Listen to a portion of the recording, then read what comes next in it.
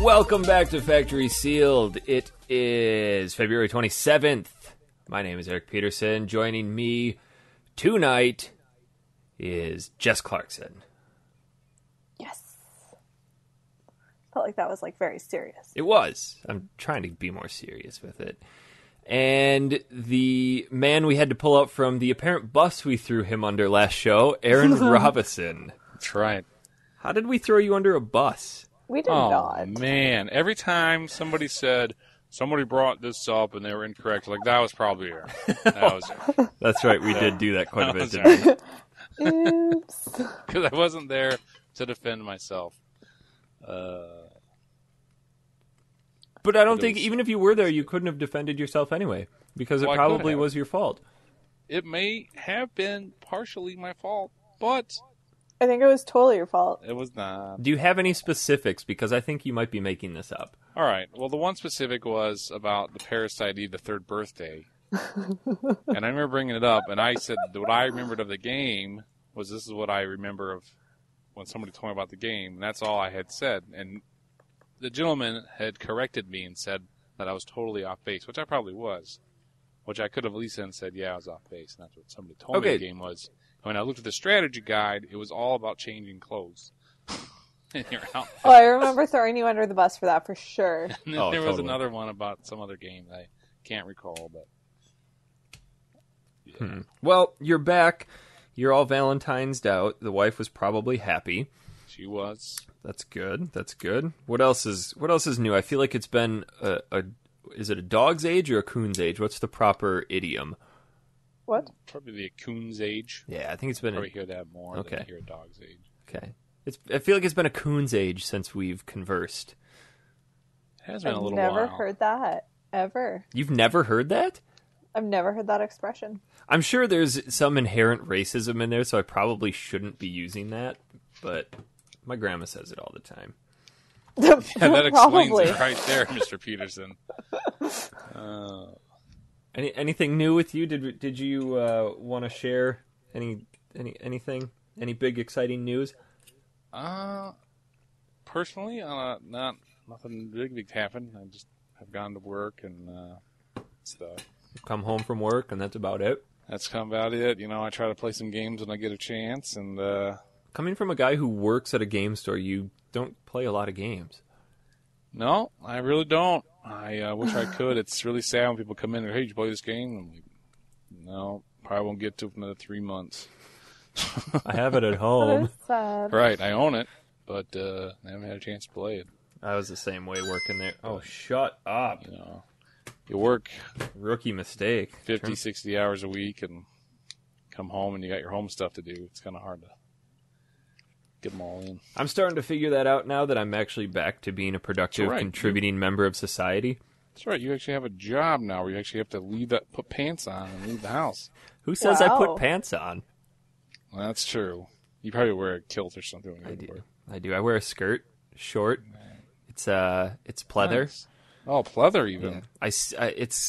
I decided not to go for the sequin one. I thought that'd be a little too flashy. Yeah. But I do go commando. No. Totally. And it's not like one of those. It's not like one of those tennis skirts where it has built-in shorts. It's just straight up short pleather skirt. Generally speaking, not a lot of pleather skirts have shorts built in. Okay, maybe they don't, but this one probably should. But just to clarify, you have a pleather skirt that doesn't have shorts built in that you like to wear going commando. However, I do have some news about that relates to the show that I found out that I'm pretty excited about. Okay. And that is a friend of mine is going to give me access to the Super Nintendo and Sega Genesis and some of the old school systems, and he has a ton of the games that go along with them. So I'll be actually be able to play on the actual machines here pretty soon. Oh, so we can stop being retro ROM emulator sellouts? Yeah, that's right. Is that what that guy called us last time? Something like that. Something like that. Whatever. Well, he didn't call us that. I think he just asked if we felt like sellouts. I think he implied it. Yeah, but we didn't let him have it, so it's fine. Yeah. So, wow. But yeah, that's pretty exciting. I was hoping to get some of that stuff today, but he was out of town, so I wasn't able to get over to his house. So Nice. tomorrow I'm going to go pick that up. But that means I can play some of these games that we were talking about before, like Legend of Gaia back on the actual system. And You mean Illusion of Gaia?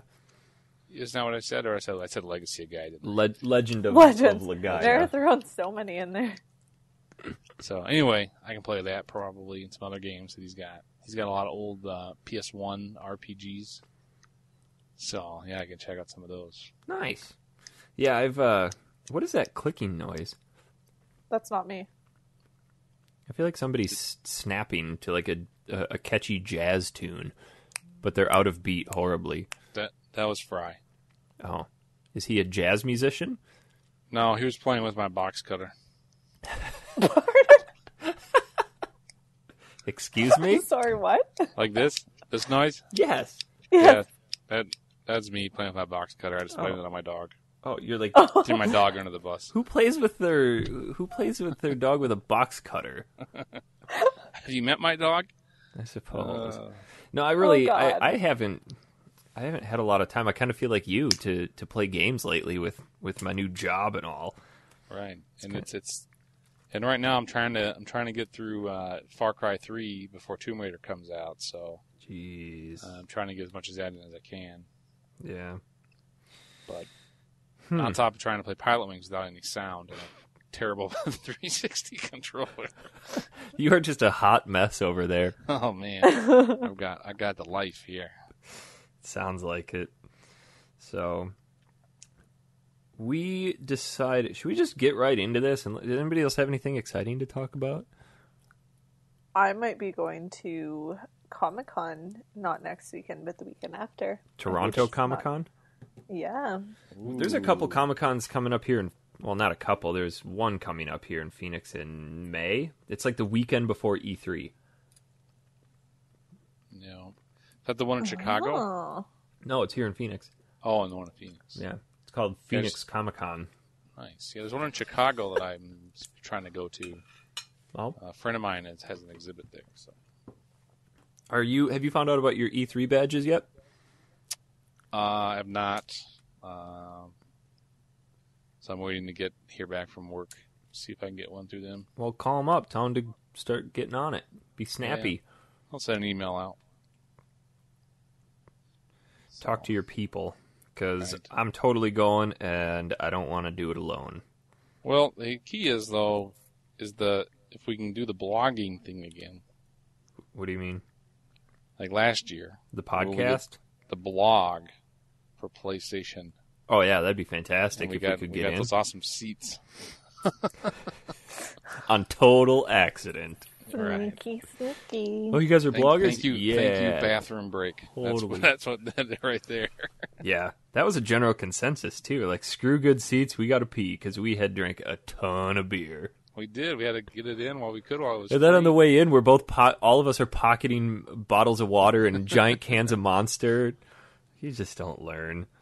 Well, we did stand in that line for a very long time. Oh, that was awful. But Oh. it was worth it just to listen to that guy in front of us, who was clearly homeless. Just talk about all of his gaming exploits. Like, Yeah, dude, but he got us a pizza and shared it to everybody. I didn't want to take one of those pieces I of did not pizza. take it. I mean, either, man. Probably roofied it. Probably. You guys should have hired homeless people to stand in line for you. Yeah, but then they expect things in return. Like, I suppose we could have just grabbed the beer and, like, shoved it through the fence to them, because it was free beer. Right? Yeah, I don't know, man. I think we would get kicked out for that or something. Yeah, I didn't want to look bad in front of Hideo. Yeah, you guys were totally, you and Ben, you guys were just ready to take your clothes off of that guy. Yeah, well, at least we weren't like the one nerd that walked up to him and got kicked out by his interpreter. Yeah, way to go, Eads. Yeah. All right, so All right. this week we we never really clarified exactly what we were playing last week, did we, Jess? I think so. you did. You guys were going to play Aladdin Okay. for the Yes. Super Nintendo and the Sega Genesis. Okay. And you guys are going to determine the difference. So You got this. did you? He actually listened to the show. We just partook in it. Aaron, did you have anything to say about Link's Awakening, or did you not get to play that one? Well, I didn't get all the way through more of that. But the other news is, I believe I found an actual copy of the game, so I'm going to play it on a system. Regular Link's Awakening or DX? I believe it's the DX version. Ooh. Look at you, Yeah. I'm going to give that a shot before I play that one again. Mr. Ambitious here. Right. So we decided to tackle the Aladdin on the Genesis versus the Super Nintendo, and apparently this is one of gaming's oldest arguments, I guess. Apparently, yeah, I saw that. Super Nintendo version is way better. Well, before we get into that, I started looking into exactly why this came about, and I was just expecting it to be like, oh yeah, I like this one better, I like this one. It's like, it's a heated, pissed off argument about which version is better. I did not realize that people had that deep-seated feelings about it. No, me neither. So, And after playing it, like, I don't get it. no, whatever. there is clearly, hands down, one version that is light years better than the other. But before we even get into that, I wanted to kind of, what am I trying to say? Talk, discuss, think about, like, why were there two completely different versions of this game? Because nowadays, we have games that come out multi-platform, and they're the exact same game. Yeah. Shot for shot. I mean, they may be graphically a little bit better on one system, or they may cater to one system over the other, but for all intents and purposes, they are identical. So, what was it about games back then? And can we think of any other examples of games that came out on both systems but were completely different? I believe it had to do with the developers. Mm-hmm. I believe because of the same teams that would work on them. But also I think it had to do with the capabilities of the machines themselves. How so? Okay, so even now on some of them you can tell, like with the 360 and PS3 sometimes, like I can tell if a game has been made first for the PS3 and then ported to the 360 or vice versa. Mm-hmm. Because one, you just lose some of it when you port it to another system. But with the Super Nintendo and the Sega, I think the Super Nintendo had more operating and graphical power than the Sega Genesis did. Okay. But in that same point, I have played games on the Genesis that I thought looked phenomenal, but those games were only on the Genesis and not available on the Super Nintendo. Which game was that? I want to say like it was Altered Beast was one of them. I thought looked really good, but they did not make for the Super Nintendo. And I do prefer the Mortal Kombat on the Genesis over the Super Nintendo, but the controls on the Genesis were horrendous. So the difference with Aladdin here, and you said the today's game's development is done for all platforms by one team, correct? I would think so, if not multiple, but yeah, they work together. So back then, if you look at this, the Genesis version was created by Virgin Interactive, or Virgin Games. Right. The Super Nintendo one was developed by Capcom, and those two companies did not talk to each other in the least bit. For all they knew, they were creating the only existing copy of Aladdin. Right. And which is the other reason why I think, too, then. Yeah. Jess, which game did you start out with? I started out with Genesis, and then I switched to SNES, and then I switched back to Genesis. Okay. Let's see if we can keep all of our opinions about which one's better till the very end. So, what in particular did you like about each version? So, when I was playing, like, Aladdin, I never liked Aladdin growing up. That was not, like, my Disney Not movie. enough priest knee boners for you? Clearly, we all know what my favorite Disney movie is, but Aladdin was just wasn't happening for me. So when I was playing the game, I was getting confused because I couldn't really remember a lot of the movie. But I think that the SNES version was more realistic to Aladdin's character in the movie. Because you don't really like to fight in that. Well, in the you movie, don't really fight. In the movie, I don't think he fights or lays hands on a single bad guy. No, because he does throw apples in the movie, Mm-hmm. but then he does that in the SNES game, and then he jumps over and jumps on people. And I think that is more realistic to the actual story, where in the Genesis version, he's going around throwing apples and also has a fancy sword. He gets his saber and just turns into a murderous thug. Yeah. So I thought I did like the SNES version better for that one aspect. So you think that one was able to remain more true to the story of Aladdin? I think so. But the Disney story, because I know that Aladdin has to do with, like, it's part of the 1000 Arabian Nights, where what happened with that is there was a sultan, I think. I don't know if I'm using the right terms. But he would marry a different girl, like, every night and then kill her the next day because he was not satisfied with her. So this one girl found out that she was going to marry him, and she was freaking out because she knew that she was going to die. So each night she told him a story, and there was like a cliffhanger at the end of each story, so it would keep her alive until the next night. So she was kept alive for 1,000 nights, and then she was killed. Sounds like But Aladdin is one of those stories that she told. Really? Yeah, it's part of the 1000 Arabian Nights or something like that. I guess you learn something new every day. Well, Another leave it to Disney- Disney. Leave it to Disney to rip off other stories. It's very, very rare to find an old Disney story that's original. Yeah. Most of them are, in fact, ripped off from Japanese stories that were created years, if not decades, before the Disney version. Disney was smart. Yeah, they were. They were better at marketing and catering to kids. So I started with the Sega Genesis version because, believe it or not, that's the one that I remember playing the most as a kid. I know I played both versions, but for some reason it was the Sega Genesis or the Super Nintendo version that stuck with me the most, and that's probably because I actually owned a copy of it, and I played more games on the Super Nintendo, so I guess I probably associated myself more with that. And the one thing that I really liked that the Super Nintendo did with this version was that compared to the Sega Genesis version, this one was it was a little bit lengthier. It wasn't nearly as difficult, but the world itself that they created, at least color-wise, and I think this might be due to, like Aaron said, the limitations of the system or what the system was capable of doing, it looked a lot better than the Genesis version. At least when it was standing still.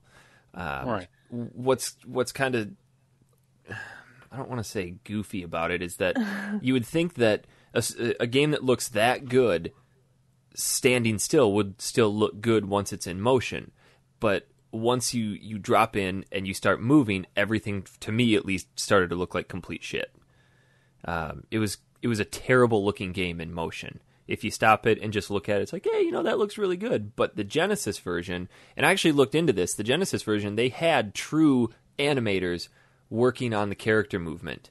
Really? Everything was hand-drawn. I mean, even from the dust that, when you kill an enemy, they explode into a puff of dust. All of those were hand-drawn little animations that popped out, and just the way that Aladdin moves and all the other characters, and like getting into the sword fights with each other, the combat system in the Genesis version, I felt I enjoyed more, even though it wasn't necessarily true to the Aladdin story.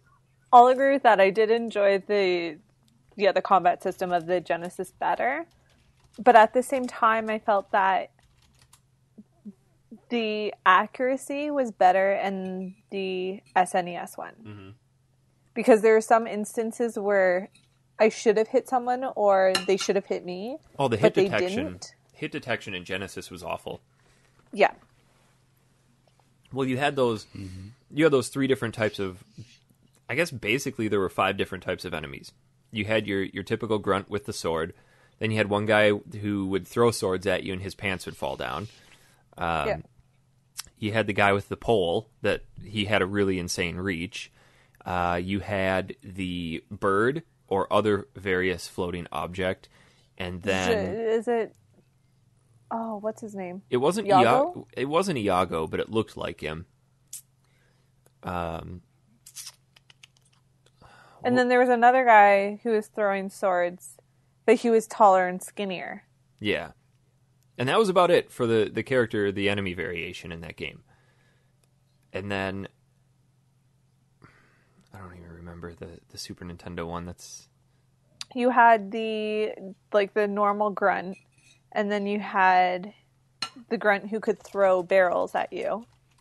And then you had the baskets that would walk around, the walking baskets, and the archers. And then I stopped playing.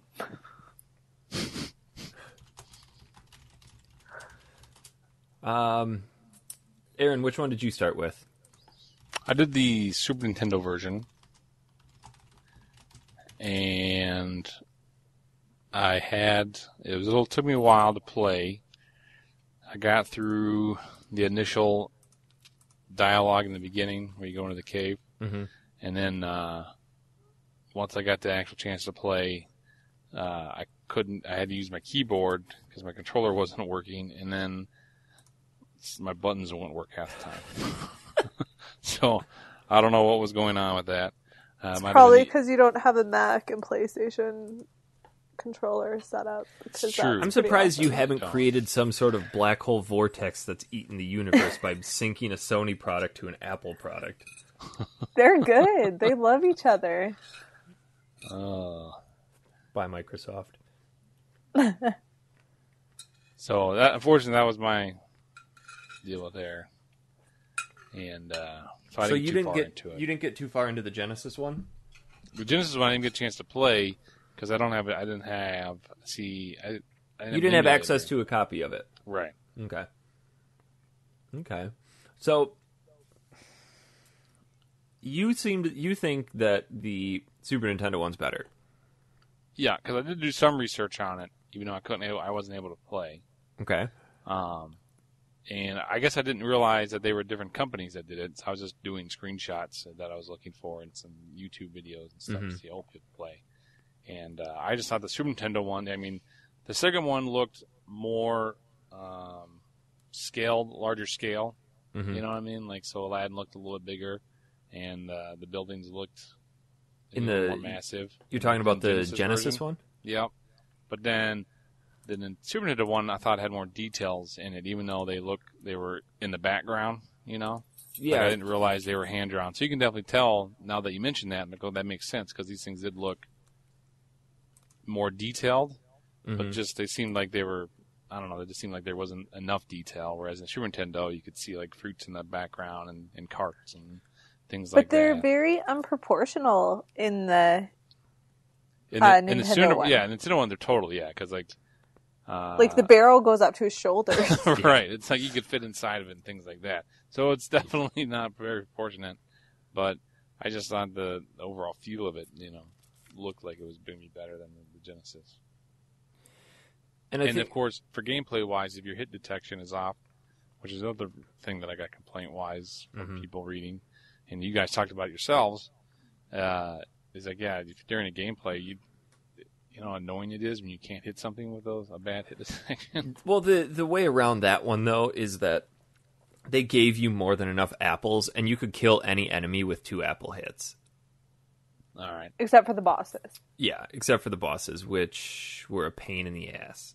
But I think my biggest gripe with the Super Nintendo version versus the Genesis one is that the levels in the Super Nintendo version weren't very engaging. They were kind of dull, kind of boring, and I think that has to do with the fact that game didn't focus on the combat, whereas the Genesis version did, so they were able to create more intricate levels with more enemies and different ways of dispatching them. But the Super Nintendo version started to get really, really repetitive. The levels, I just like, okay, I'm walking kind of through the same area again. Even though it's in a different setting, it felt like I had done this 100 times before.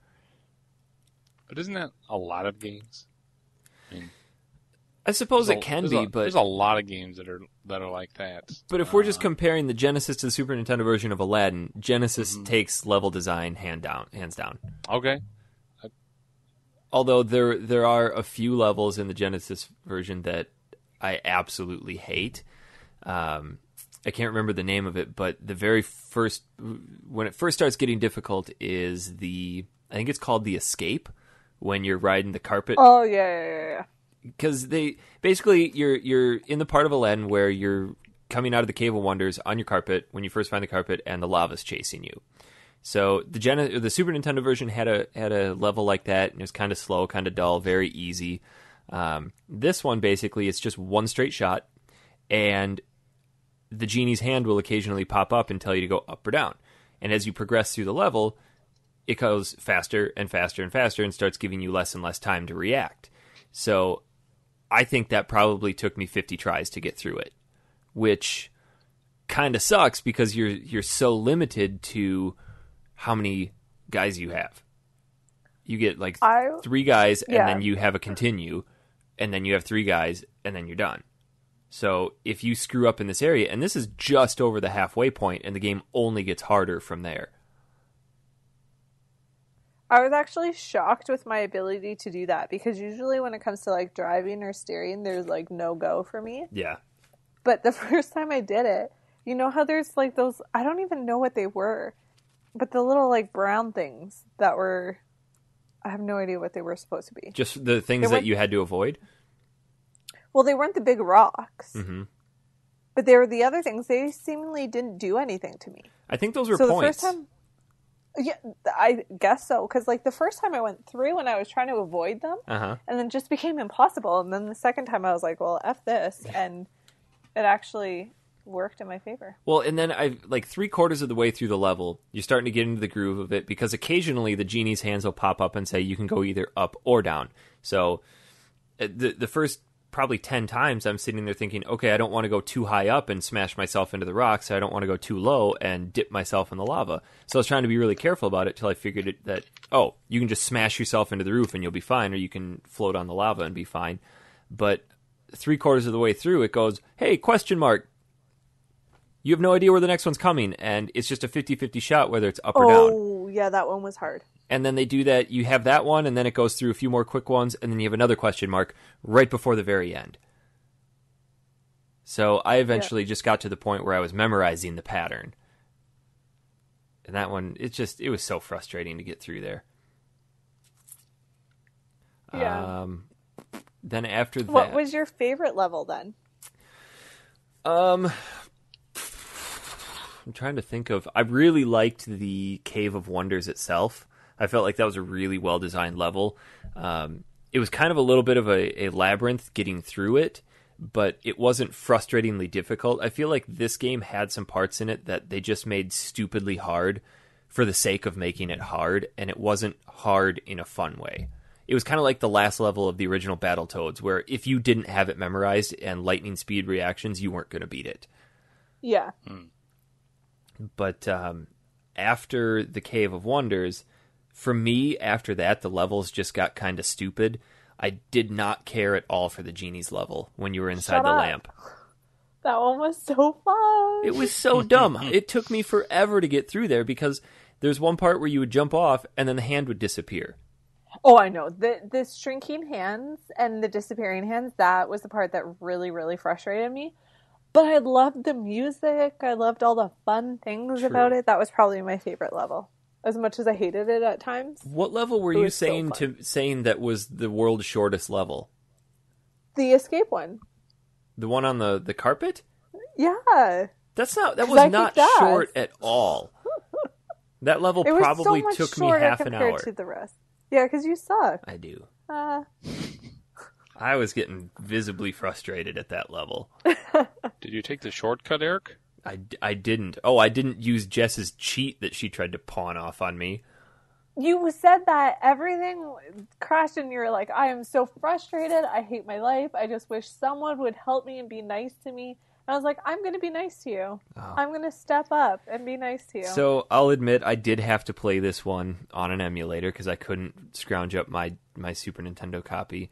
And the Genesis copy is even harder to find. So if you can find a copy of that, good on you for that. But for some reason, every time I would save my game, I would come back and it would be gone.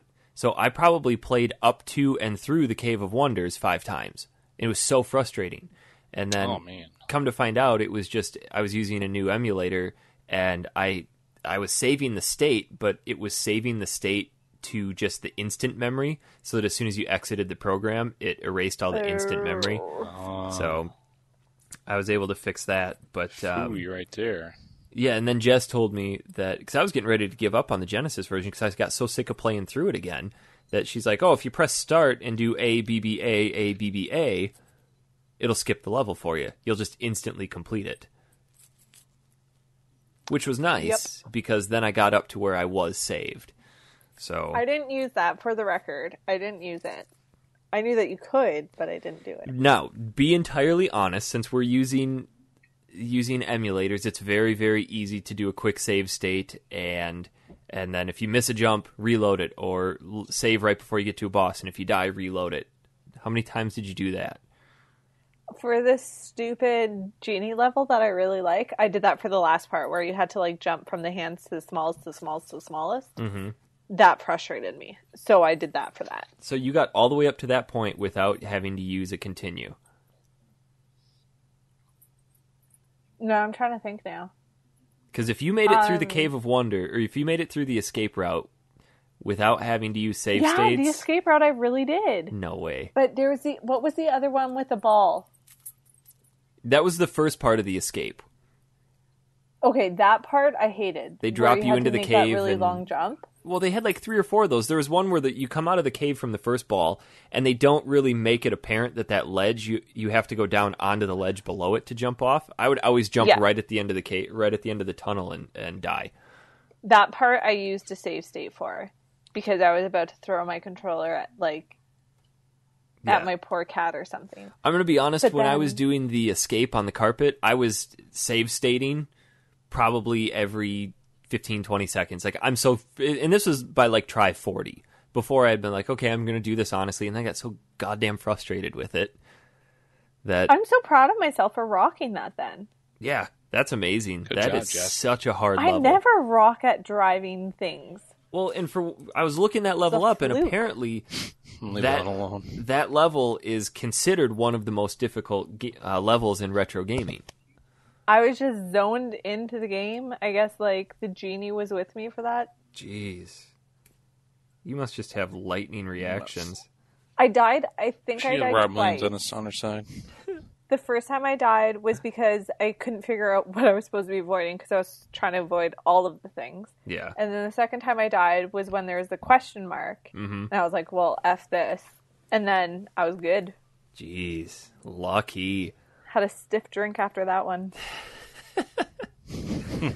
So, boss-wise, in the Genesis version versus Super Nintendo version, apparently I think it was every other level had some sort of mid-level boss in the Genesis version. Am I right? I think so. They were stupidly easy, though, because the very first one was that thing in the pot, and you could just stand there, and he would walk towards you, and you could just sit there and pound on your sword, and he was supposed to be throwing stuff at you, but as soon as he popped up, you could hit him. He would walk away, throw a knife at you, and it would land just short of your feet. No matter how far away he was, it would land just short of your feet, and then he'd walk towards you, and you could hit him. You never had to move for that boss. Was that the knife apple one? I think it was the knife apple one, yeah. And then I don't even see this thing. I don't remember many of the bosses because they were almost to the point where they were just basic enemies.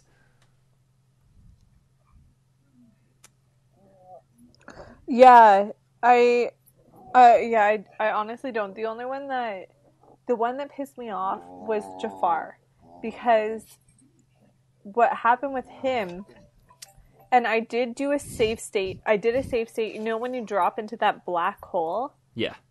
I didn't know if I was supposed to go down there. Yeah. So I did a save state just in case I died, and I couldn't remember where the last save point was. So I was like, not being ballsy. So I did that. And then I died. But when you die before you have the boss, you go back and you only start with 10 apples. And I swear to God, you need 40 to beat Jafar. Did you notice that when you're out of apples, they appear on the other side? Yeah, but then if you jump up on the platform, you get all flamey. But as soon as you jump up, you have to start moving and the flames will come up behind you. That took me forever to figure out. It was stupid. Before, once you throw the apples and he turns into the snake, he starts shooting out those waves of fire. I was just jumping over those and trying to slowly make my way over, and it just didn't work. So I got ballsy. I'm like, I'm just going to see if I can beat the fire and jump over him, and sure enough. Yeah, it was I just beat that, and I was like, yeah. I found Iago to be harder than Jafar. For the one reason that the machine that he's cranking shoots the lightning bolts down at you, and then that stupid little ethereal cloud pops up all the time and just kind of wrecks your day. But I stood on on the platform towards the right of the screen, and I was in a position that I had a pattern. I would sword apple, and it worked perfectly. I don't think I lost any health for that. How many apples did you have? I don't know. Because I hardly ever had any apples because I was always throwing them. I was more of a sword person. You know why I was throwing my apples? Because for some reason, the version that I was playing, and I tried several different versions, every time I got hit, Aladdin disappeared. Huh. So every time I took damage, it's I can't see Aladdin. Oh, fell off a cliff. Super. Didn't have that problem on my Mac. It's nothing to do with a Mac. Shut up. It's because you were using a PlayStation controller. We'll go with that. Yeah. Totally that. That would help. The one thing we forgot to talk about, which game do you think had better sound design? Honestly, I didn't play enough of the SNES one to determine. I had no sound on mine. None? It's all you, Eric. I had no sound. Honestly, I think the sound design was better in the Super Nintendo version. I think the tunes, although they were trying to make it recognizable, yet they were trying to make it their own. I think the tunes in the Super Nintendo version were a little less annoying. Even the genie level? The genie level was awful, Jess. Shut up. It was terrible all around. There was nothing good about that level. So many fun colors and jumping around on that blue thing. I love that blue thing. I just didn't like it. So much fun. I just didn't like it because I kept falling through, and the stupid hands just pissed me off. So, which one did you like better? Genesis. Why? What was down. the big deciding factor? Although, some parts were frustrating because, those stupid ball and chain things when they're flinging at you. Yeah. I thought I would be scot-free, and then I would get hit by one, and then the other times I would totally feel like I should be getting, completely nailed by the ball and chain, and I was completely fine. But they're not called wives. I saw that. What are they called? But for the faults that it had, I still thought that it was way more engaging. It was a lot more fun. Do you think it's because the game revolved more around physical combat? Maybe. Because I found myself getting very bored in the Nintendo version. Yeah, I felt like the Nintendo version, if we want to categorize it, I felt like the Super Nintendo version was geared more towards kids. Obviously, yes, we have to take ourselves back to this era when this game was released and look at the types of games that were around it. Yes, they're both geared towards kids, but I feel like somebody who wanted a better platforming experience would probably like the Genesis version more. You follow me? Yeah, I follow you. I'm with Jess. I made it to about the third level in the Super Nintendo version. I'm like, this is boring. But they're two different. They're two different games, then, right? They're made by two different companies, and then they're two different. Yeah, they're two different games. They are related. No way. No way. They share the same name. Right. But that doesn't make a difference. You know what I mean? No, they're trying to tackle the same story, and the way that they're telling the story, they're good each in their own respective departments. But I think if you had to compare them and choose a winner, I'm going to go with the Genesis version, hands down. I think the only thing that I would give to the Super Nintendo version would be the sound and the color palette. It looks a lot richer when you're just standing still. The worlds are a little bit more detailed, but other than that, it's kind of lackluster all around. Let's see. Do we have any reader opinions? I forgot to... Aaron, did you play both? No, I only played this SNES version, and I didn't get very far because I had to use a keyboard, and my thing wouldn't work half the time. Like, I would hit a button to move forward, and then it wouldn't work the next time I hit the button. So, all right, we do have some. So by default, oh, go ahead. I was going to say by default, I think Genesis wins. Yeah. Well, I did read Nick Stevens sent an email. Yeah, if you want to send in your opinions, you can play along with us, or if you just want to tell us what you remembered about a game, we will certainly read it. Send your emails to factorysealed@manatank.com. I can read this one here. Yeah, go for it. You guys talked a lot. I can get some word time in here. It says, from Nick Stevens, says, "Hey guys, Nick Stevens here again. I feel I have an obligation to write in each week since I recommended this. Wanted to give my thoughts about Aladdin on SNES and Sega. Like my previous email said, I like the SNES version better. I do like the Sega version, but I just felt that it lacked compared to the SNES version. Here's a short list of my thoughts. Graphics. The Sega version definitely had better graphics. They look more cartoonish and even hold up well today. The animation was very good. I have a screen comparison below that really shows the difference between the two. And I think that's kind of good. Yeah, I'm looking at that, and I'm like... It's not that the bad graphics, it's that you just don't look good. I don't agree with him on that. Based on that screenshot that he posted... Yeah, I'm looking at it, and I prefer the SNES version. Are you looking at it, Jess? I think the Nintendo version has more detail, but I think that the Genesis version is more appealing to me. Well, I think it's because of the animation. Yeah. The character animation is a lot better. Well, and here's the thing you said earlier, too, about the barrel there, Jess. I mean, there's the barrel, and there's Aladdin. Yeah, it's like up to his chest. And like the cart behind that, too, is like gigantor compared to this little midgy Aladdin. Yeah. Right. The thing, I think the one thing I forgot to mention that I did kind of like about the Super Nintendo version that I was hoping would be in the Genesis version was the ability to climb and hang off of things. I mean, you had the ropes that you could hang off of in the Genesis version, but that was really few and far between. Like, there was a lot of places where I wanted to jump up, hang off, climb up. So the Super Nintendo version did have a little bit more of a Prince of Persia feel for me. Which it should be, since that's kind of that era Yeah. of the game. So, and I feel like Aladdin did do a lot of acrobatics. Like, wasn't that his thing? Mm-hmm.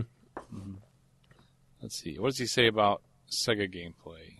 He says, fun, but platforming and sword fighting are a bit clumsy. I really struggled in the cave level trying to hit the statues. Yes. I would sometimes slash the sword 5 or 6 times before it would work. I was always getting frustrated with hitting people with the sword. I'd rather just use the apples. Same thing. Same thing as me. Talked about with the women's statues, the ones that threw stuff at you. Yeah, how did you beat those? You had to. Okay, so if you're facing the statue, you have to turn left and then swing your sword. That's the only way you can kill them. Interesting. You Why? can't kill them when you're like facing the like towards the right, like towards the end of the level. You have to turn around and kill them. Oh, you hit him in the back? Kind of. It was just one of those things where I was like, F this, and then it finally killed them and it worked. By the time I got to those levels, I was so frustrated I was just running through.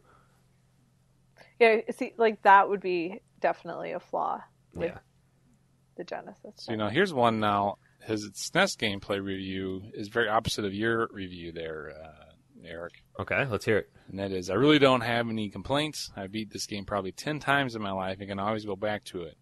The platform is very satisfying. I feel that some people don't like this game as much because Aladdin doesn't have a sword. But I feel that it wasn't needed since all the other aspects of the SNES gameplay were so good. The levels offered a good variety. The rug flying stage and the stages that move along with you kept the gameplay fresh. I can agree with him on that. The animation, or I shouldn't say animation, but the carpet flying level was pretty cool, although it was kind of boring. If you are looking for good platforming, I could see why you'd like the Super Nintendo version, but for me, there needs to be more to it. Mm-hmm. I wonder if it got changed as you got further in, because you said you didn't get that far into the game. Maybe something was missed. I don't know. That Maybe. it was, from what I remember, I know I've beaten the game a lot as a kid. It's just this time around, I made it about halfway, maybe a little over. It's like, I can't do this. Compared to the Genesis version, this game is so boring. Yeah. All right. It looks like about the only one that I saw On Aladdin. I think somebody thought we were going to play Golden Sun this week. Really? So he sent in an opinion about Golden Sun. Did anyone creep on like Nick Stevens' desktop though? Like as soon as I saw this, I was like, "Ooh, let's see what icons he has on his desktop." Oh no, does he have anything incriminating? No, he doesn't, which is disappointing. But I always do that. I'm like What does such he a have? creep. You're such a creeper, Jess. I am. I love spying on people. Oh, this guy just won my heart. He's got a Mega Man 2 folder on his desktop. I know. I feel like he might have like completely done this on purpose. No way. I'm going to give him the benefit of the doubt and say that this guy He does have Internet Explorer, so. Oh, just lost a couple points there. I'm going to give him the benefit of the doubt and say that he's loaded on the bottom. probably pretty cool because he's got a folder dedicated to Mega Man 2. Who knows what's in there? It could be the game. It could be fan art. It could be fan fiction. It could be Mega Man 2 porn. Who knows? I was just going to say it could be porn. Who knows? It's just his little mystery folder of love. Now, I did play a game this past week. You did. So we're not going to give you the shit-colored star for this week again. All right. Yay. Damn it. Yes. I want someone else to win that. No, I played Pilotwings for the SNES. That's such a good series. I really like it, and I never played the 64 version. Oh, and apparently really? that everybody tells me I have to play that one. So Once you I'm play gonna the try to find 64 a way. version, nothing else matters. Well, I can download it onto my Wii and play it on there. Yeah. But I will give that one a shot. But I'm a huge fan of the original Pilotwings. I had so much time growing up with that and the codes. And, I did play through this one after you mentioned something about it, and I think we talked a little bit about this in a previous show where going back to our favorite games as kids can sometimes be a bad thing because playing this again, it's kind of shitty. I didn't get that, man. I did not get that. I thought it was very basic. Yeah, basic But- in the most liberal sense. I mean, But the game was challenging. I think it's challenging for the wrong reasons. It's challenging because it's got crappy controls and it's impossible to do anything. The draw distance on the Super Nintendo was so limited that it's like, hey, is that runway 10 miles away? Oh, nope, there it is. I'm crashed. See, I guess I didn't feel that way. Like I kinda knew- they start you off with what might possibly be the worst event. Here's your airplane, fly in a straight line, land on the runway. Sounds simple, right? No. It was pretty simple. No, it's not. I got 100% every time I did that. I crashed 100 yards short of the damn runway, or I overshot it and cartwheeled. How do you do that? I don't know. It's a straight shot. And one of the things is, one of the things is that if you accidentally turn your airplane, you can't get it back on that straight line. That's why in future levels they make you fly through the rings, and you have to make turns and then turn back the other way to go through the other ring. Well, and okay, so what's And the then point line of those? up to get the bubbles. Are you supposed to get the bubbles? Yes. Okay. I usually just go full throttle straight at the runway and then slam on the brakes as I hit it. Surprise, No. surprise. You get points for hitting all those dots. But you see, if I go down towards the dot at the beginning, I've got too much airspeed and I can't pull up, and I crash into the desert floor. What? It starts, the very first level starts high, and you work your way down. But they give you a throttle. They wouldn't give you a throttle if they didn't want it to be fully open. I speed up too, but it's a straight shot. I mean, come on, you're in an airplane. The thing has wheels. It doesn't matter how fast you're going. You should be able to land on the runway at any speed and then hit the brakes. I am totally honing in on like some Saints Row 3 action. Oh, like going to those videos. Oh, dear. You watched those? And then... Okay, here we go. Obviously. Oh, it just... Hey, you know what? Hold on. I just did it. Full speed, slammed into the runway, and I think I got every bubble. Let's see. What's my score going to come back at? I'm never, ever getting on a plane that you are ever piloting. Did you know, No. like, actually, that's what I wanted to do when I was graduated high school, is I wanted to go into the military to be a fighter pilot. Help us I all. wanted to do that since I was 6 years old. And then at age 9, I had to get glasses, and my dreams were crushed forever. No, you could still be with glasses. No, you can't be a pilot in the armed forces if you wear glasses. You're dependent on glasses. I bet you could file some sort of discrimination suit. Because they did it in the movie with like Little Miss Sunshine. And the guy was so upset because he couldn't. But Andrew wanted to, but he's 6'4", so like being shoved into a little mini cockpit would not be good. Well, they told me is that, like, well, you could probably fly cargo planes. Like, I don't want to fly cargo planes. I want to shoot missiles at people and things.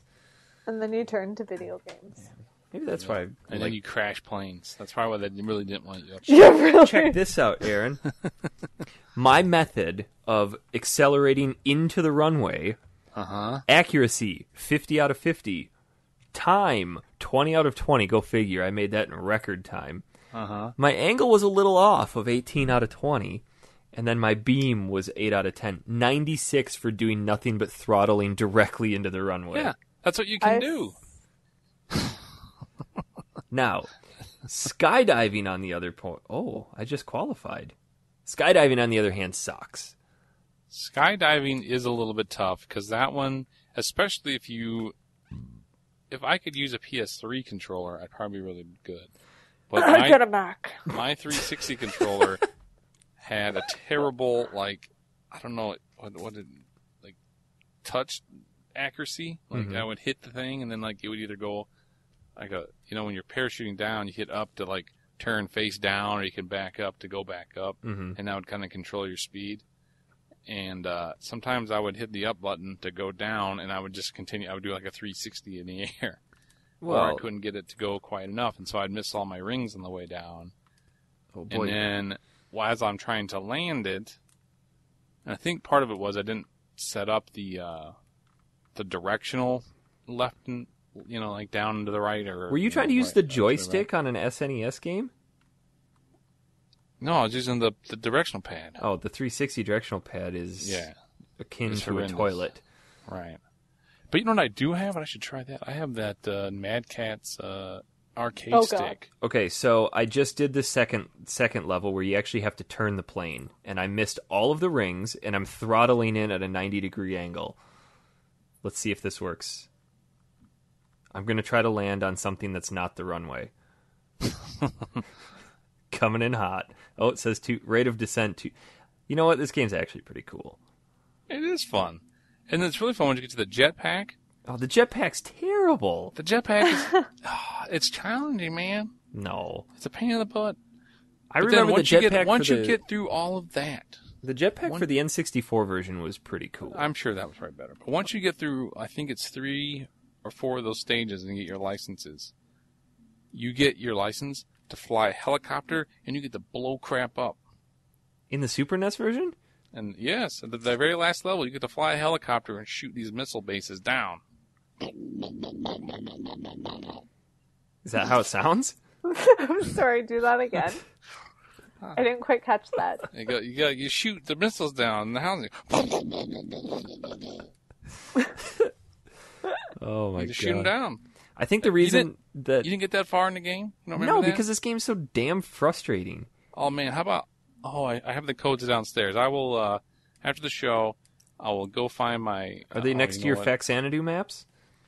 No, this one's actually in another spot, which So might be in the garage. With the skydiving, you didn't realize that pressing forward tilted your head down, and you had to use the angle of the wind to push you that direction. No, I had that, but the problem was my directional pad was like either too sensitive or not enough. You know what I mean? Not enough power, not enough pressure.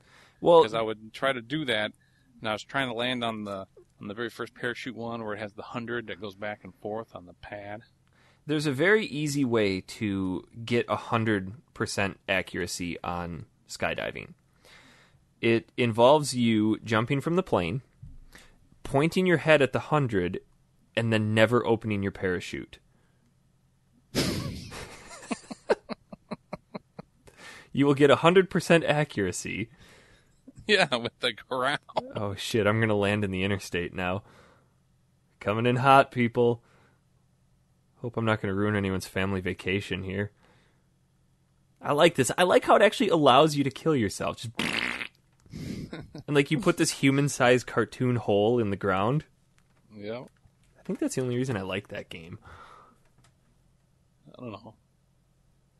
I liked it. Jess, have you ever played Pilotwings?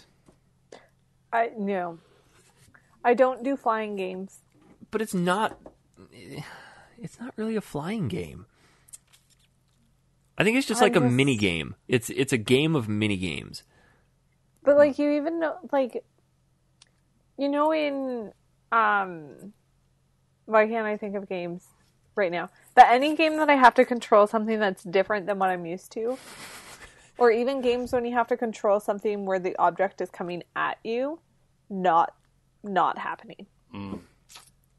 Well, this one here, that ground comes at you pretty fast, so you might not like that. Especially when you don't open Yeah. your Now, parachute. what I really enjoyed about this game, one of the things that I remembered and I had a blast doing, is failing on purpose, doing mediocre, and doing excellent. Why is doing mediocre exciting for you? Because That's like getting your test back in high school. Yeah, I got a C+. this is Because he's so awesome. this is that it why. takes effort Because to be those mediocre. trainers, your instructors, they have great animations for when you do terrible.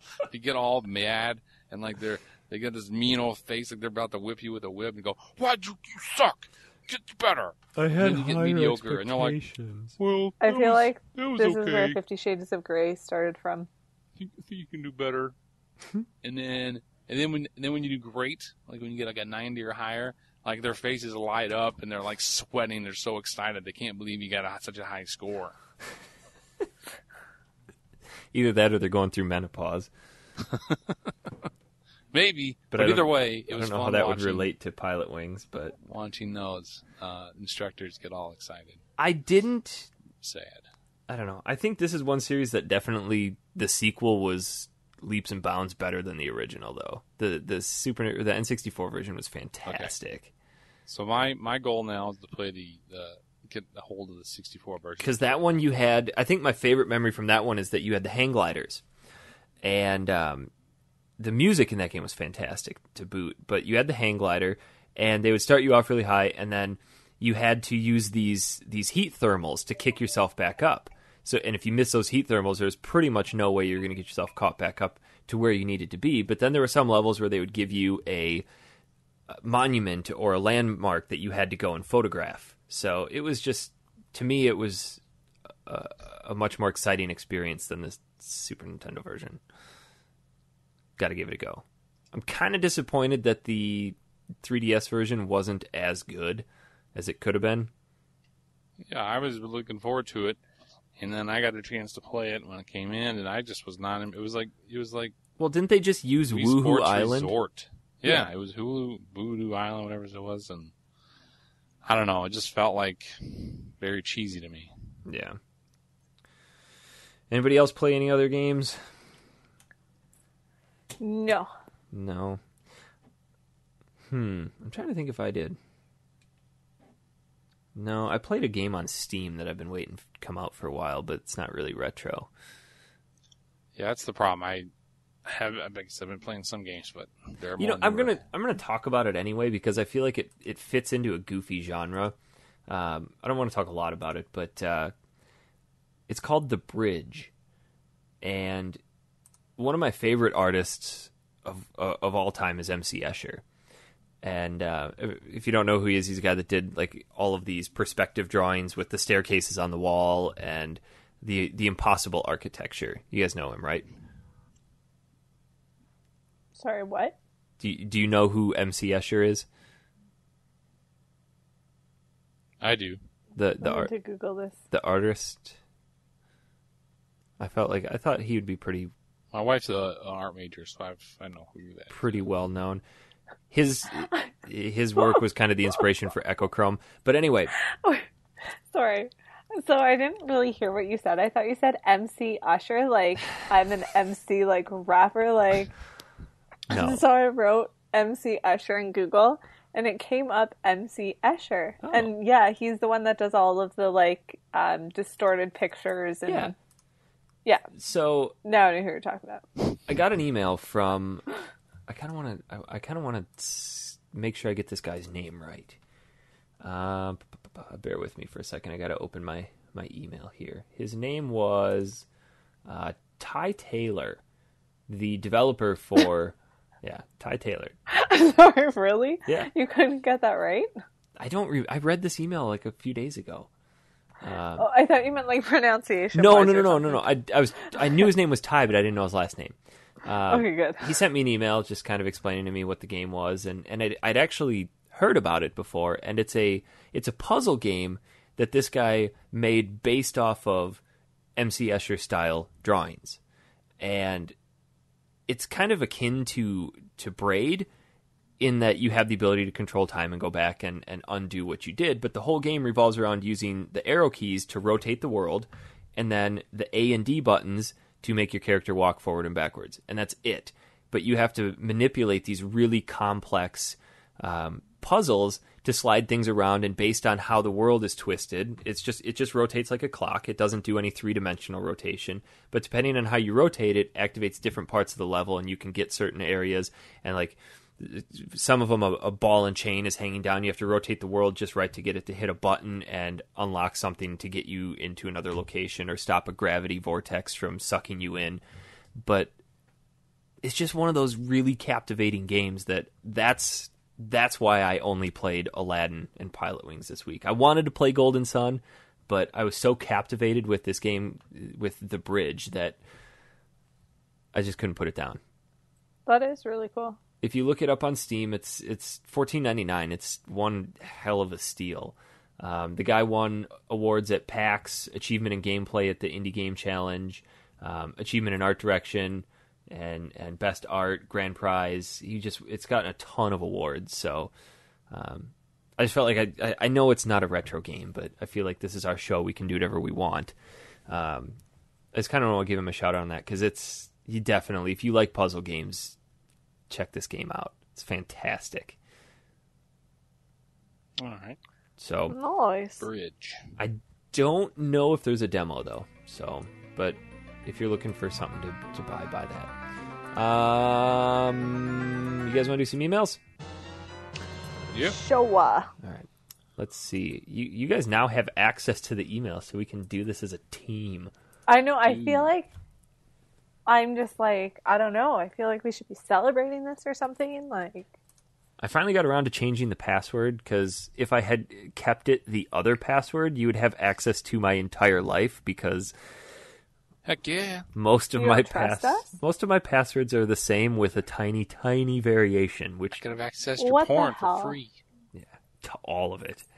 we could have spent all your monies. All right. What Let's porn? see. If you want to write in, factorysealed@manatank.com. We take questions, comments, concerns, suggestions, or pretty much whatever else you want to send us. I've got this one by... Wait, when's the music? By Chris A.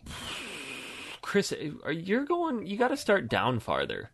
Well, that's the one I'm going to read. Just wait. You going to answer your phone?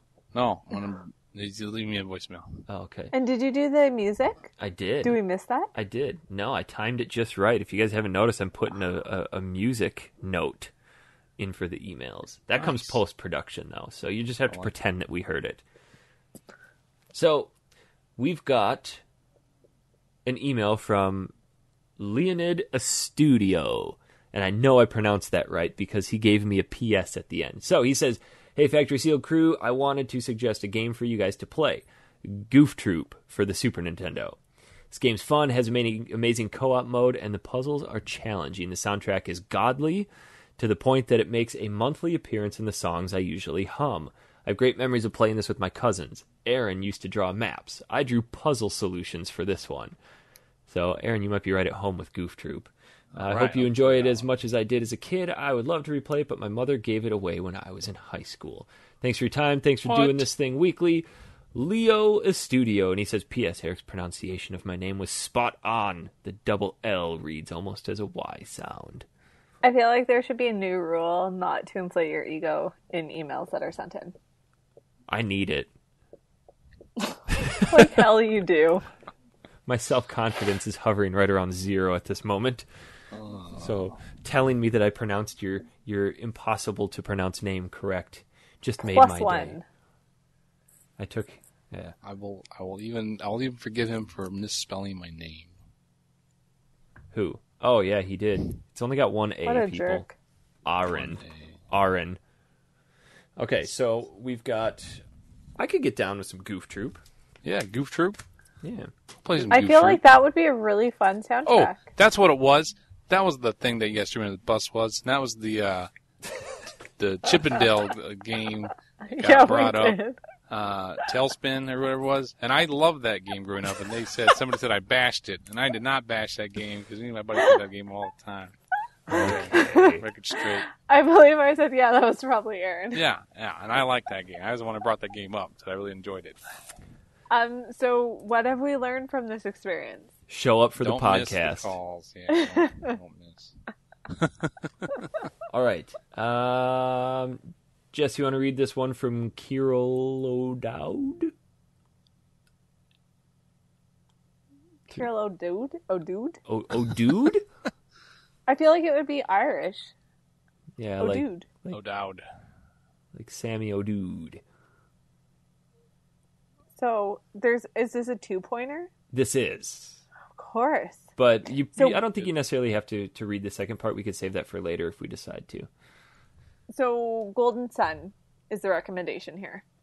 So, he played it on Game Boy SP, which he really liked, as it was the portable game console, or he liked the portable game console in general. So he remembers it as being pretty fun, and you have to have that old-fashioned menu battle system where you had to fight in turns and choose items or spells. So your typical RPG. Yeah. He would say that it's pretty similar to Pokemon battling system. You just don't have 4 moves. It was one of those games where what you actually had to do is vaguely explained. And I swear to God, I would spend hours trying to figure out what to do after fighting the first enemy. Recommend opening a walkthrough tab and then immediately close it after you're in the second battle because I can't actually remember what you have to do from there to tell you. This is sounding familiar. It is his favorite game. All right. Keep up the good From work. how you explain your favorite games, I would say that you would like it. There we go. But it might not be your favorite. I remember playing the Golden Sun games when they first came out on the Game Boy Advance. The one that didn't have the backlit screen. So, from what I remember, though, when I could see what was on the screen, this game is gorgeous. The Game Boy Advance was actually capable of kicking out some pretty good-looking games. But this game was stellar. And it was one of the first really extensive RPGs that was worth playing on the Game Boy Advance. But he hit the nail right on the head here. This game is impossible to figure out what you need to do. I remember only playing this game when I was in front of a computer with a walkthrough open. It's like, I don't know where to go. It's the most frustrating thing in the world. But it's good. Did it come with some sort of, like, game plan? No. Okay. It was just, hey, this is a fantastic RPG. You want to know what to do? Too bad. Have fun. It's good, though. I think I'm going to revisit that one a little bit. And just see, I want to see if it was just me being stupid as a kid. Yeah. Or, I was in high school at that point, though. Because it came out in Not 2000. very much. Shut up. Graduation speaker right here. You were the valedictorian? No, I beat out the valedictorian for graduation speaker. And the Wait, what? Yeah. The way our school worked is that the valedictorian generally got chosen to be the graduation speaker, but so as not to show favoritism, I guess, they wanted to open it up for auditions. And the valedictorian and I didn't always see eye to eye. We were in show choir together, and this guy... I forgot you were in Glee Club. Shut up. This guy had... He didn't necessarily like me. I got a solo for our state jazz performance that he really wanted, and it was just this stupid feud back and forth. It was a perfect episode for Glee, so shut up, Jess. He was valedictorian, and I'm not going to tell you exactly which place in the class roster I landed, but it wasn't very high. I had good grades, I just didn't care about class rank. So, I was a fantastic student all through high school. Never once got in trouble, never got detention, never got office referrals or anything like that. So they were hosting graduation speaker tryouts, and I knew that this kid wanted to be the graduation speaker. It's just like, sure, why not? Let's just see how this goes. And that day, during school, I got a detention for something. I don't know what it was for. Maybe it was a tardy or something. The teacher was in a bad mood. So I went after school, did the audition in front of the principal, the assistant principal, and some other staff members, and went to detention. And then the valedictorian came in behind me, and then as I'm sitting in detention reading a book or something, the assistant principal and principal come in, and they're like, oh, hey, congratulations, by the way, you're going to be the graduation speaker. So that, needless to Drama. say, pissed him off. And, yeah, you know how they usually... That would totally make a good episode of Glee. Well, they go through, when they give you your diplomas, they're like, valedictorian, salutatorian, and then they go through alphabetically. I was third. It was a thing of beauty. So I completely forgot how we got to this point. You were in Glee Club. Wow. Yeah, I don't know how you got there. You were reading something about Golden Sun. Golden Sun. You know what? All That of a sudden led into being a speaker. English lesson for you. That's called stream of consciousness. Deal with it. So right. Golden Sun. Yours is totally on track. Yeah, shut up. But, well, speaking of Golden Sun, on the same note page, I did do something. Since last time I was on the show, I did buy a 3DS XL and bought the Fire Emblem game for it. Fire Emblem Awakening? Yes. I kind of want to go back and play the originals. Me too. Maybe I'll do that. I'm not going to do that this show because those games are really long. Yeah. From what I remember, Golden Sun is like a good 25, 30-hour game. So I'm not going to promise you I'll play through all of it. I just want to go back and see if it's as frustratingly vague. So Kirlo Doad, however you pronounce your name. Thank you for that. We got one from Harrison Hameter. He seems to be a regular writer-inner. He says, You are brilliant. I feel like that speech would have been incredible. Oh, it was fantastic. I just dug it up recently, too. Along with a huge mountain of middle school love notes. Let's see, what did he say? So Harrison says, I have a game suggestion that is incredibly nostalgic to me personally. It's not necessarily retro to some people. The game is War of the Monsters for PS2. It's also available on PSN for $10. Used to play with my older brother all the time because of its replay value. If you enjoy old monster movies from the 50s, you'll most likely get into this one with no trouble. Harrison. Ooh, that would be fun. Is this like the one where you are the monsters and you have to climb up the buildings and smash buildings down? No, that's Rampage. Oh, yeah. Or the monsters, I don't recall. I remember seeing it a lot, but I don't know. I remember what it is. There's like King Kong. It's a 3D world. It's like Rampage, but you're in a 3D environment. Ah, okay. That game was fantastic. I do remember that. I'm looking at pictures of it right now. Yeah. Oh, yeah. I may even have this one. I think I have it at work. Maybe I'll check it out when I go back to work on Friday. I'm gonna check this one. Maybe. Because it's... Okay. What do we got next? Harrison, thanks for that. We read Nick Stevens' opinion. Did Nick Stevens give us another suggestion? No, another suggestion. I think he was lazy this week. He only played game and gave us a review, but he didn't. God damn it, Nick Stevens. He's not running our. He's not gonna trying to take over our jobs completely and tell us what we need to play. He's gotten that far yet. Jess, how about you read this one from the one above Nick Stevens here? Let's get Jess Corey reading. Cantrell. Yeah, read it to us in your best Jess Clarkson email reading voice. Hi, Factory State. My name is Corey. I was just listening to a recent podcast, and you guys had said that there weren't many good Genesis games growing up. I used to play my Genesis a lot more than my SNES.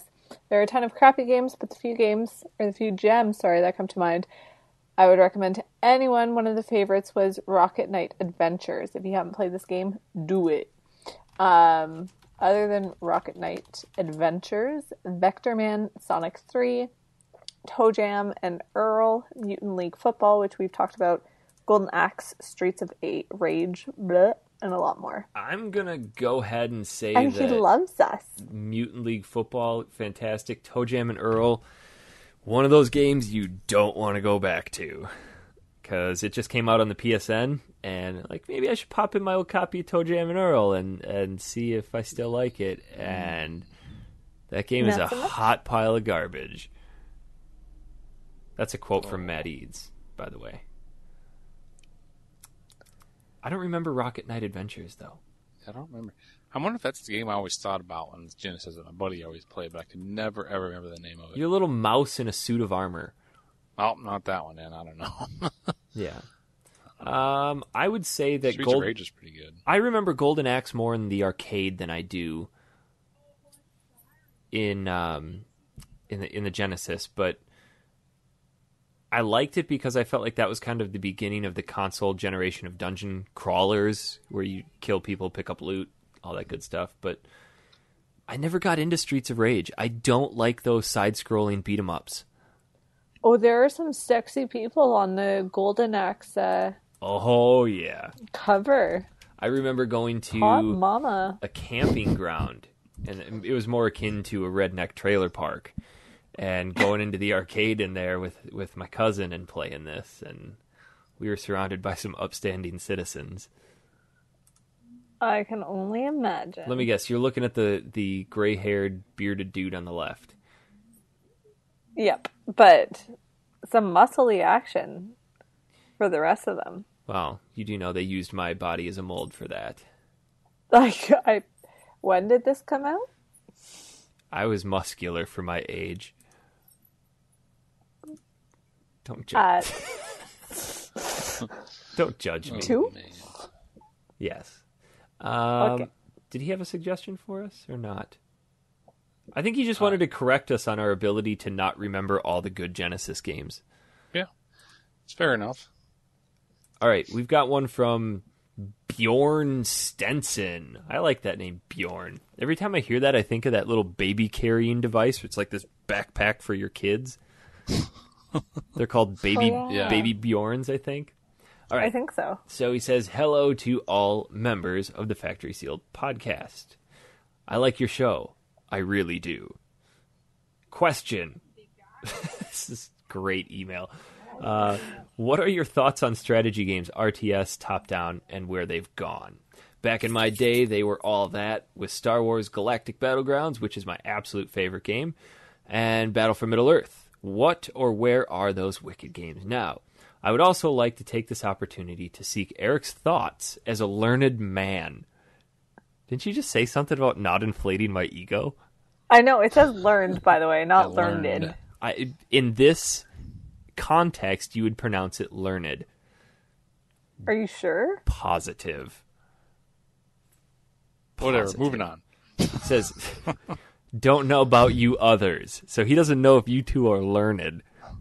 It's true. I have zero education. He wants to get my thoughts on the word equine, meaning something like horse-like. I, for one, find its beauty unrivaled and its rare use a misfortune. Keep up the soft, relaxed atmosphere and continue to fight the good fight. A whole shit ton of loveliness, Bjorn. That's an email. I like this guy. That's a good email. RTS games. They don't do well on consoles. Not at all. I just talked briefly last week about Dune. Kev suggested that we play it. Not good. Go ahead. I was going to say that I think that the Wii U in the next 2-generation consoles will be better for RTSs with the new, since everybody's having a touchscreen tablet on their controllers now. Well, I feel like possibly play at RTS that way and do the PlayStation Move, you could, if it were done But properly. I find that it's so frustrating. Like the Move controller, it's not the best. Well, one of the key elements of an RTS game is being able to highlight and select a whole group of characters. You can't effectively do that on a console. It's not as quick. And you don't have as many hotkeys as you should. But the one game that comes to mind that I actually do remember being good in the RTS field, there were actually two. The first one was the console version of Warcraft 2, Tides of War. And for some reason, that one functioned very, very well on the PlayStation 1. Did either of you play that? No? Which one? Warcraft 2? No, never did. I had a PC that could play it, but I wanted to see how the console version was, and I'm pissed off that I got rid of it a long time ago because it's kind of hard to find now. The other one that was really good, and this is another one I got rid of, but it was called Warzone 2100, and that game actually worked pretty well as an RTS. Okay. At least from what I can remember. Command and Conquer. I played Command and Conquer, and I was terrible at it. I could never keep up. Really? Yeah. Yeah, I guess I never got too into Command and Conquer, but I don't know. RTS games are more reserved for the PC side of things, and I think that's kind of where they need to stay. Because he's referring to Star Wars Galactic Battlegrounds, which wasn't that a PC game? I think so. I don't remember that one, to be honest. Frankly, I don't miss them. I've kind of run my course on RTS games. I put way too much time into Warcraft 1 and 2. So, to answer his other question, the word equine.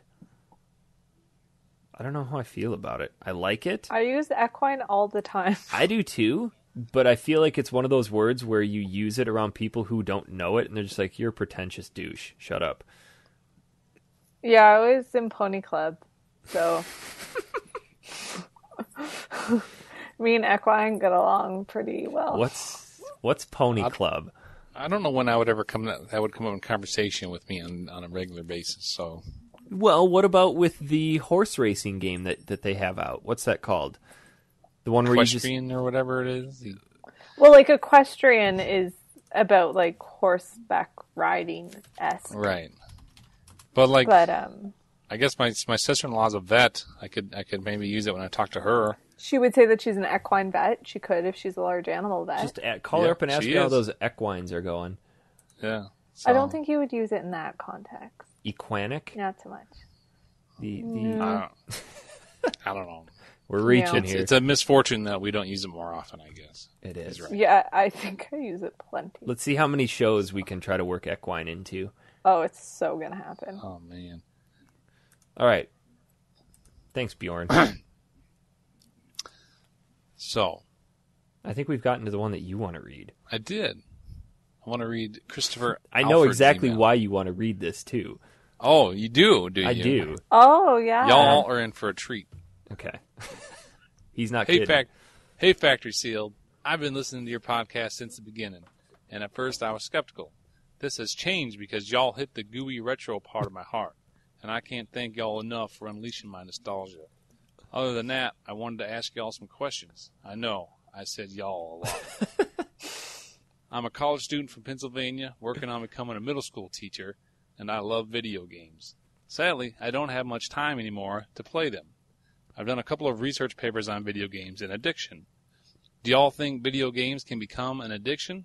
I think Eric is a teacher, if I remember, so I have a question for him. Do you believe there are some education benefits to video games? Please exclude the educational games such as Mario's Time Machine and Mario is Missing. Furthermore, do you think video games have an effect on cognitive and behavioral learning? I know y'all talked about some psychology topics here in episodes 7 or 8. I was able to use that in my educational psychology class, so thank you once again. That's pretty cool. I'm going to wrap it up here with a game suggestion. Could y'all give the Sega Genesis some love by playing Sonic the Hedgehog 3 and Knuckles, Rise Star, or Mighty Morphin Power Rangers, the movie? Thanks, guys, and keep up the great work. P.S. I found my Pokemon Yellow, and he has 5 badges. Yes, Pokemon. That's an email, too. That's a good one. What is going on with everyone inflating your ego this week? Jesus Christ. It's not inflating my ego. Okay, whatever. You're up 2 points. I know. 3. Okay, sorry. 3. Whatever. Yeah. His first question. So he's becoming a teacher, loves video games, doesn't have time to play them, done a couple research papers. Do y'all think video games can become an addiction? Yes. Yes. Hands down. Yes. Absolutely. There have been times in my life where I've been hopelessly addicted. And it's not like it gets to the point where I'm not even enjoying it anymore. It's just like, well, this is what I do. It's a Saturday. I don't have anything else to do. I'm just going to sit and play a game. Or I would have it to the point where friends would call me up and I'm just like, no, I'm just going to stay here and play a game. Mm-hmm. But you could be obsessive about playing video games and not become addicted. Oh, easily. There's but that's a difference between that. The line between that is so thin, and it's very, very gray. No, I would disagree with that. You think so? Because someone could be become so obsessed or involved with a video game, but then could turn it off and not become dependent. Addiction is where you become dependent on that. Then it comes down to the certain games you're playing. Because look at World of Warcraft. I know for a fact people cannot stop playing that game. Well, look up videos of parents canceling their kids' WoW subscriptions and watch them freak out. I think that game is the biggest culprit of video game addiction. Yeah, and then these even now I've got some of my nieces and nephews. They're limited on how much game time they can have, and it's amazing to watch. Somebody who's not that into video games, but man, they get excited when they finally have a chance to play, and they try to do everything they can to get more time to play.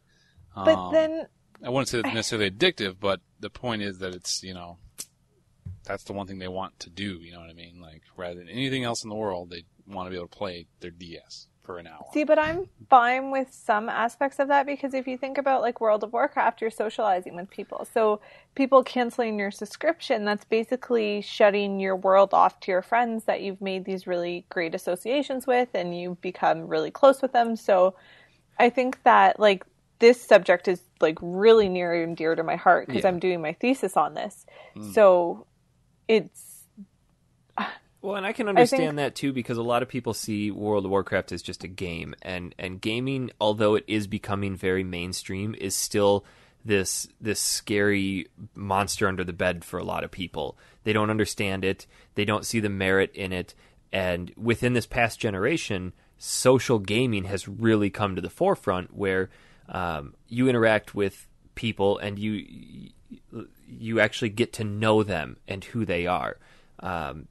And I think that aspect of digital friendship is now becoming socially acceptable because, for example, Jess, you and I have never met. We've known each other for over almost 2 years now. And that's how it's always been. And are we friends? Yeah. Aww. Not really.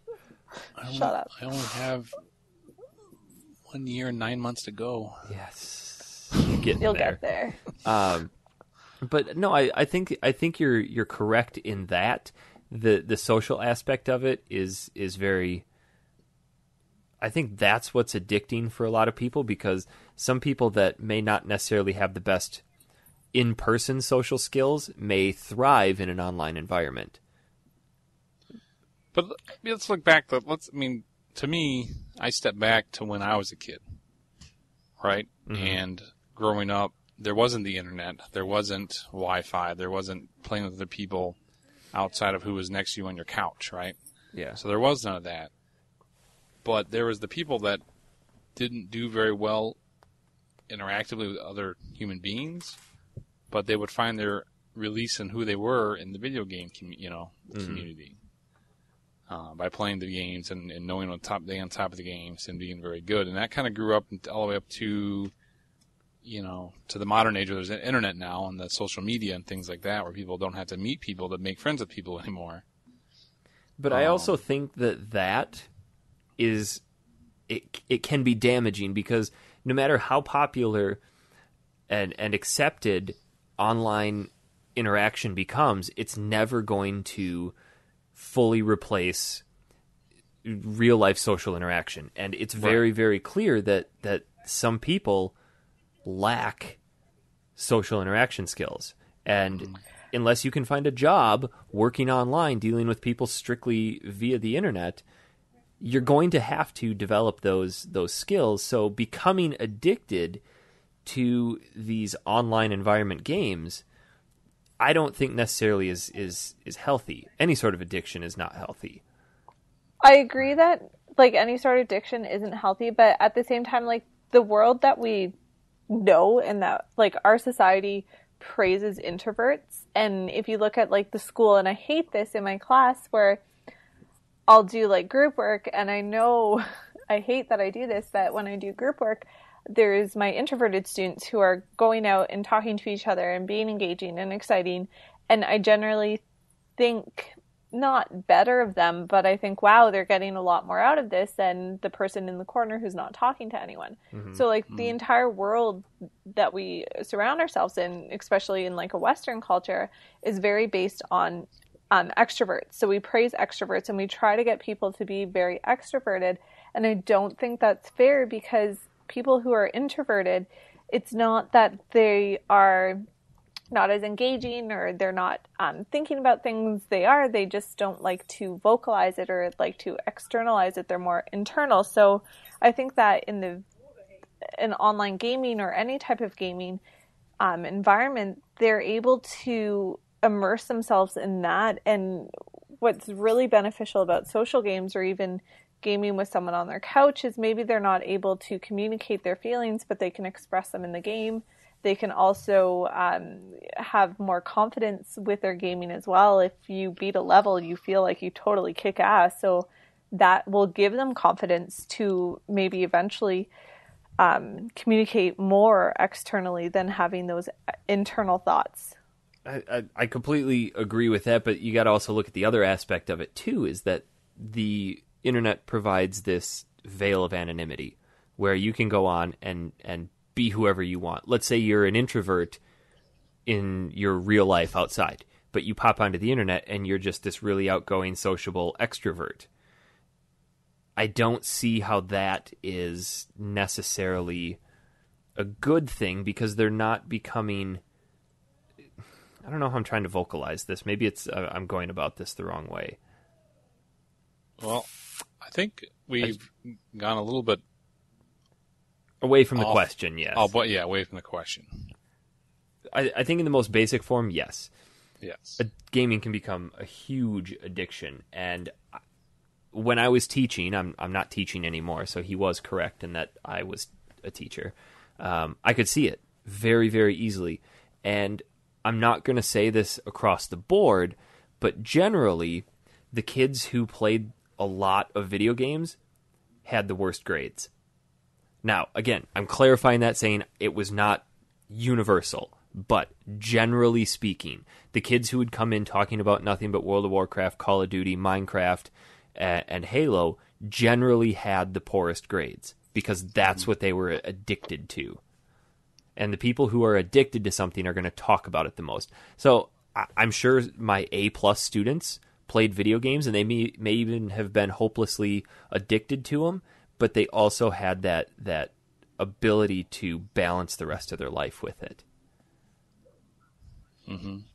I can see that addiction, but I do think that I don't think there would be a correlation between video games in terms of not addiction and grades. Mm-hmm. Just to kind of clarify on that, like I don't think that someone who's playing video games on a regular, semi-regular basis would have poorer grades. I don't think it has to do with the games itself. I mean, let's say they were addicted to riding their bike. If that's all they did when they got home till the time they went to bed was just ride their bike, yeah, of course their grades are going to be poor. But in this context that we're talking about, if you're addicted to video games, I think it can be insanely detrimental. Mm-hmm. He said he wants to know if I think there are any educational benefits to video games, which I'm going to say yes, because depending on the game, I'm not going to use Mario's Time Machine or Mario is Missing. We brought up Parasite Eve once. Yeah, with the mitochondria and teaching stuff like that. What really bothers me is that I don't think I said this, but now I'm working as a computer tech and network technician within a school district. So I'm still in the schools and walking around, and I go into the computer labs a lot. And what really bothers me is that I see these computer teachers missing an opportunity to teach kids about computers. Rather, they'll just come in and they'll put them on like these little flash games online. Be like, here, play this. And I don't believe that is a very positive educational benefit. I feel like kids are just like, oh, hey, this is class to go play video games.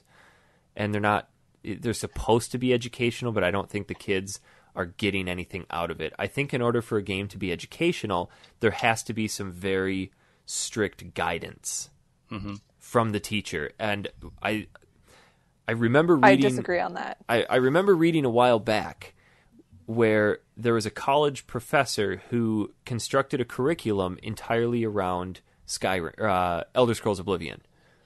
And they were delving into societal influences and how a game can talk about certain things like racism within the world between orcs and elves and the different races that existed within there. And it was just an absolutely fascinating curriculum. So obviously, yes, that game had some educational benefit to it.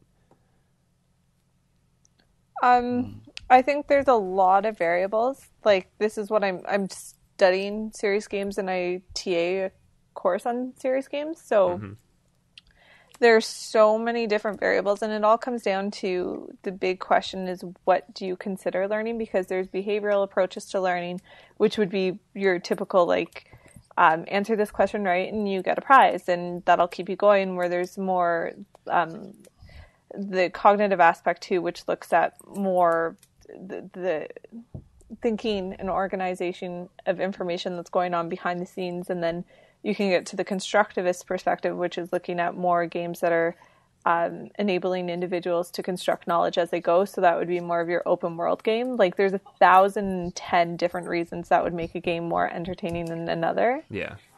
And the games that are being presented as education games, like serious games, they don't typically they don't have money to make it an A+ amazing game. So you see a lot of people modding games. Like, I know Portal is used a lot for like physics and stuff. Yeah. But entertainment games that are made into serious games, they typically tend to have more of an engagement factor, but not as much education. But I feel like I could talk about this for like 5 hours, so I'm going to shut up.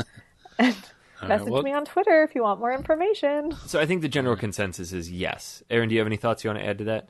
No, I think they can if they're put in properly. You know, it's up to developers to put them in. I think if people wrote in and said this is what they want in their games, I think it'd be very good. Because I get a lot of questions for educational games. There's not that many out there, but I do feel that you can learn a lot in a video game if things are right. The history games are good ones. The History Channel games are good.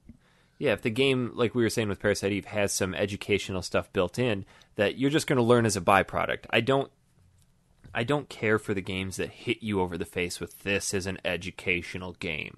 Right. Although, yeah, they may be good for some aspects of things, but I like the ones that are more subtly educational where, I learn a lot about government and conflict between countries through Final Fantasy. Because playing those as a kid, that's what those games revolved around, and that's why I really enjoy history and reading about different types of wars and the conflict that started them and why they took the direction that they took because of the old Final Fantasy games. My friend did her thesis on learning information about World War II from Call of Duty, which was kind of cool. That is pretty neat. Yeah. That's pretty neat. All right. Then he goes on to video games, the heck of on cognitive and behavioral learning. I think we might have gotten into that. Yeah. Seriously, I will have this conversation on Twitter with anyone for days. Yeah. I love this shit. Do it. Do it. Let's see. Okay. We got one more email here from Colin. Oh, he had some suggestions, by the way, on the very bottom. The Sonic Hedgehog 3 and Knuckles. Rice Star and Mighty Morphin Power Rangers, the movie. I'm going to withhold my thoughts about the Sonic series just because I've delved back into it lately and not been happy with what I've seen. So I'm not going to play that. Okay. I'll just tell you right now. I will try... I'll try Rice Star if I can get my hands on it. Rice Star is actually pretty fun. Mm-hmm. I'm going to avoid the Power Rangers one. Because it's Power Rangers. Okay, last one comes from Colin. Says, howdy, been listening to you guys at the office since day one. Trying my best to follow along with the games you've been playing. I have some memories of playing that game, and I think he's referring to Aladdin, so we should have read this before. In a video game tournament I won when I was a kid. I've only ever played the game on SNES before, but trying it on Genesis this week, I have to admit that the Genesis version is better. I was going to recommend you guys play this game, but you picked it yourselves anyway. I love the music and the controls, and platforming are some of the best from that generation. That was his opinion. I would like to recommend something a little bit different. Sunset Riders was a Konami shoot-'em-up that was ported from the arcade to the Super Nintendo and Genesis. I've always enjoyed the style of this game, and the unique boss battles are definitely the best part. This time, however, both versions are very different, and I believe the Super Nintendo version wins hands down. Would love to hear your thoughts. Also, last week you guys were talking about Genesis exclusives and didn't mention Gunstar Heroes. If you missed that one, you should really give it a go. Thanks, Colin. So I do have to say that there are some really nice equine characteristics in the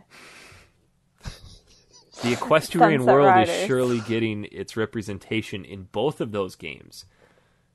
Gunstar Heroes has a lot of equines in it.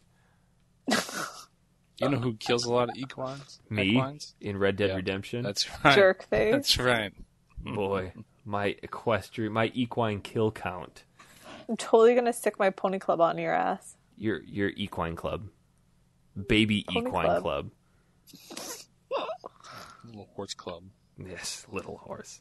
Sunset Gunstar Riders, Heroes, I do definitely remember playing in the arcade, and that game is a ton of fun. It was a quarter eater for sure.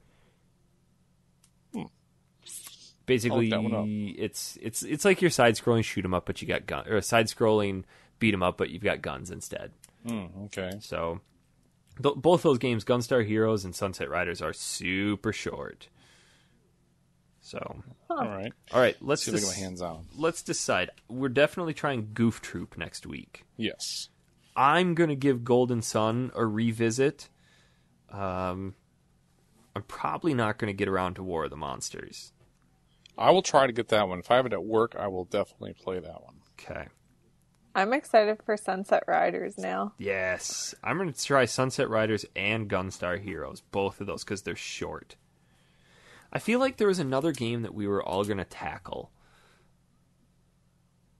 I don't remember what it was. Well, we've been talking about playing some long-term ones, and March is going to be a long month for me. Uh-huh. I may not make it every week. Yeah. So maybe I can try to tackle one of those long-term, like Final Fantasy-esque games. That way I can check in and give you where I am in the game. Okay. Well, I feel like we have Batman coming up too. Oh, let's drop some hints here because I feel like this is getting closer to happening. I know we were hinting at some stuff for December, but life happened. The legacy happened. Yeah. The person that we were planning on having on in December wrote us back and said, "Hey, we just had a baby. Sorry, can't show up." So Jess has been in contact with this particular voice actor and his wife. She is also a voice actor, correct? Yes. Yes. Pretty big deal. Do we have an ETA on when they may be showing up? Because I honestly want to give people a chance to write in emails specifically to these people. I would say that we're probably working towards like the end of March. Okay. Oh, just to make sure we have like a solid date. Nice. Early April? Does that work better for you, Aaron? No, the birthday would be great. They could show my birthday. It'd be awesome. That would be cool. Okay. So we're giving you little hints. They've been in some pretty big games. And he has a really cool name. Yeah. Watches a really fun Canadian TV show. Shush. Nothing in Canada is has good. to do with a succubus. Yeah. So I do have a funny story to share since I have you on the line on the horn. Shits. I have an employee that works for me who is from Canada. I believe he's from Calgary, I believe. That's in Canada. Yep. And I was just saying, I think it's where he's from. And it was really funny because my guy who works for me worked with him Monday and hadn't worked together in a long time. And I'm going to try to say it the way he said it to me. And he goes, "Hey, Aaron, did you know about Neil?" And I said, "Yeah, what about Neil?" Did you know he's Canadian?" Just like that. That's how he said it to me. like it was some strange alien illness. Yeah, illness. You know, he's Canadian. Oh my god. I couldn't help but laugh. Quick, get the surgical That's masks amazing. from the back. I don't want to catch it. He had to keep his voice down. I was like, yeah, he's a Canuck. That's hilarious. It was very funny. Well, was this guy trying to hide it? I know he's like I'm dual citizenship. He goes, but sometimes it's a pain to do paperwork or taxes because of it. Taxes are a pain. Yeah, so Get the words out. I'm Canadian. No, Right. Time to move again. Calls up his wife. Very funny. Honey, pack up the kids. We're moving to Fargo. So, And then another Canadian. we can just we're say working this on one. a date as this well. one's yeah. Jess, go ahead. You know more about this character. This character. If you are a YouTube fan, peruser, Toronto Batman is going to be coming on to play Batman with us, Ooh. which will be fun. Do you think you can get John LaJoy on the show? You friends with him? Who's John LaJoy? No. No. Yeah. Wow. What's John LaJoy is a Canadian comedian. He's in the League. He's Taco in the League. He does a lot of like videos online that are really funny. I can't believe you guys never heard of him. I figured Jess would be best friends. There's only 2 people in Canada, so I figured they would know each other. No, but he's MC Vagina. I think Yeah, this MC he is thing is MC definitely, Vagina. That's right. That's who he is. And, that's him. So, It's so funny. if you know who the Toronto Batman is, apparently he's a pretty big deal. Start thinking about some emails you want to write into him. Don't necessarily send him in yet till we give you a firm date, because we get a lot of emails and I don't want him to get lost in the shuffle. and don't inflate his ego too much either. He's like Eric and has a big one. I don't have a big ego, though. A little bit. No. We're all big egos. So, yeah. The other people, no, I'm not going to say that. That would totally give it away. End of March. Well, I think that's it. I think that's what we need to say about it for now. Yeah. Yeah. Keep it on the down Stop low. talking. If you figure out who it is, awesome. Tell them you're excited for them to be on the show. Because we are. I'm excited. I'm super excited. Yay. And the cool thing is, we don't have to talk about the games that they were in. And they're like the cutest couple ever. I just love them. I'm really hoping I can swing flying up to Canada for Fan Expo.